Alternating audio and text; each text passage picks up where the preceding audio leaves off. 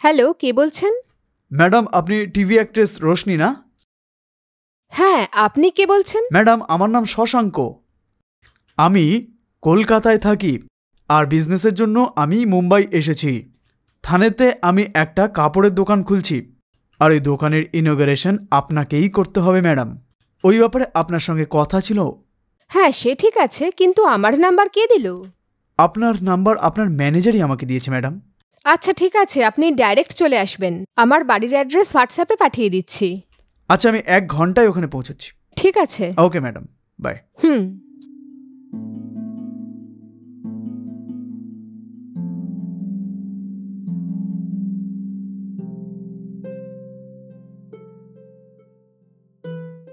নমস্কার ম্যাডাম। হ্যাঁ নমস্কার। আমি শশাঙ্ক।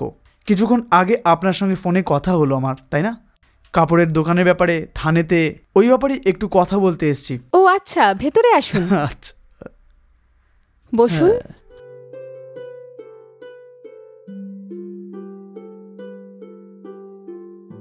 বলুন। ম্যাডাম, আমি আপনাকে ফোনে বললাম না, থানেতে আমি একটা টেক্সটাইল শপ ওপেন করছি, আর ওটার ইনঅগারেশন আপনাকেই করতে হবে। আচ্ছা, কবে আছে? ওটা পরের সপ্তাহে ম্যাডাম। ঠিক আছে, পেমেন্ট কত দেবেন? আপনি এক্সপেক্ট কত করছেন ম্যাডাম? আচ্ছা, কবে আছে?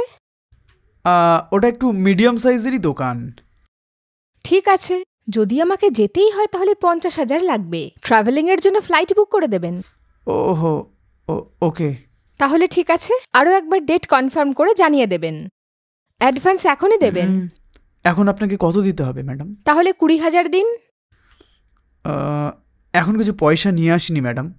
যদি আপনার কাছে গুগল পে বা ফোনপে থাকে ট্রান্সফার করে দিন, নয়তো কাছেই এটিএম আছে, ওখান থেকে ক্যাশও পেয়ে যাবেন।